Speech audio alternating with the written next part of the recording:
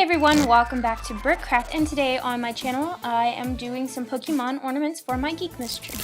And for the first ornament, you're going to be making it out of Pokemon cards. So you're going to need a ruler, a pencil, scissors, a black and blue Sharpie, as well as Pokemon cards, but you can use magic cards if you want, an X-Acto knife if you want, yarn, and a hole punch. I'm using a grommet punch because I lost my hole punch, but it works just as well.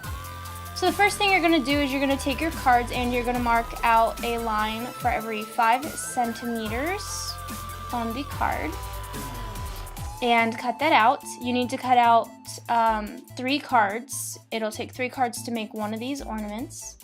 So whether or not you're doing the magic one or the Pokemon one, 3 cards.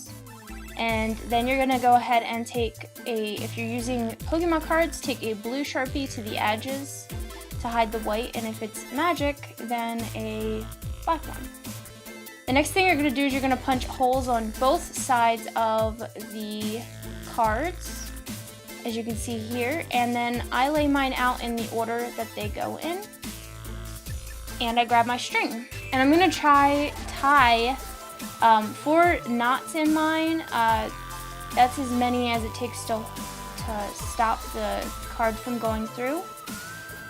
And then I'm gonna start putting the cards on from the last piece of the card to the first piece of the card.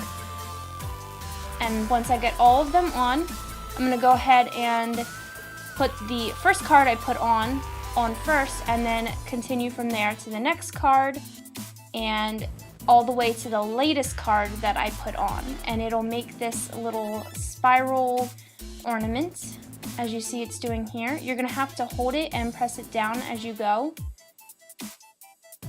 but it's quite simple to make, and the hardest part is keeping a hold of the cards and putting cards on and then tying the knot at the end. For this, you're gonna need whatever amount of knots it takes to keep the cards on as well. And here's what the magic card looked like when I was done. And here is the outside of the Pokemon card. And then you can hang them on your tree. And for the next one, I'm going to be doing a mini canvas. And I'm going to be using some crayons, a picture of Charizard, black duct tape, an X-Acto knife, a blow dryer, and you can use the white X-Acto tape if you want, white duct tape if you want, but I didn't.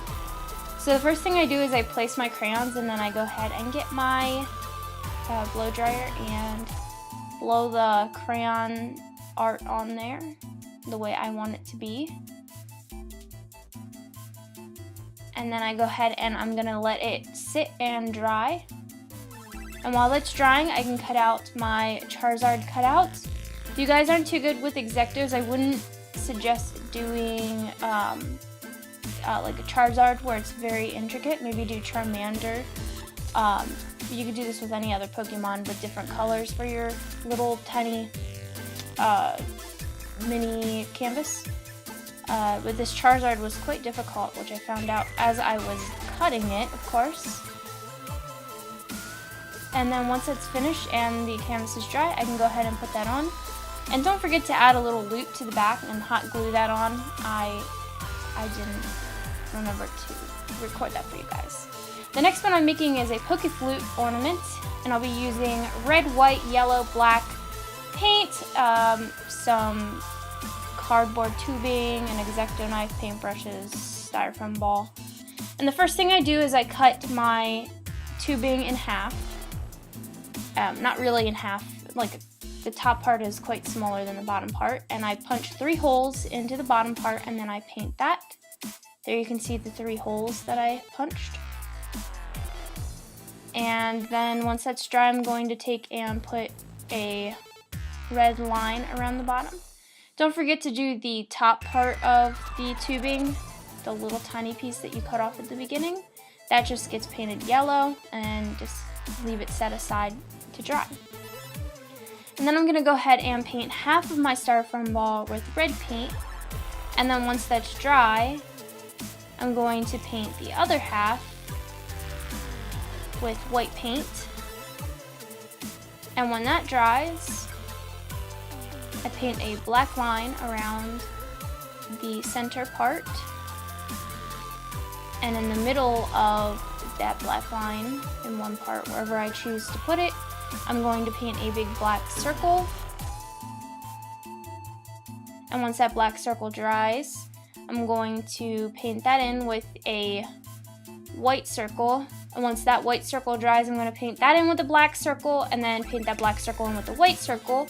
Once it dries, I just glue all the pieces together like so, and add a ribbon.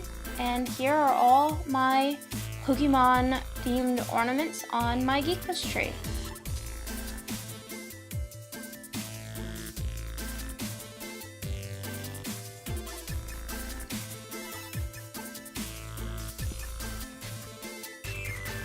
And thanks for watching, guys. I hope you enjoyed this video, and if you want to see some more videos by me or my last Christmas related, geek-mas related video, go ahead and click the link right there on the wallet and I'll take you to that.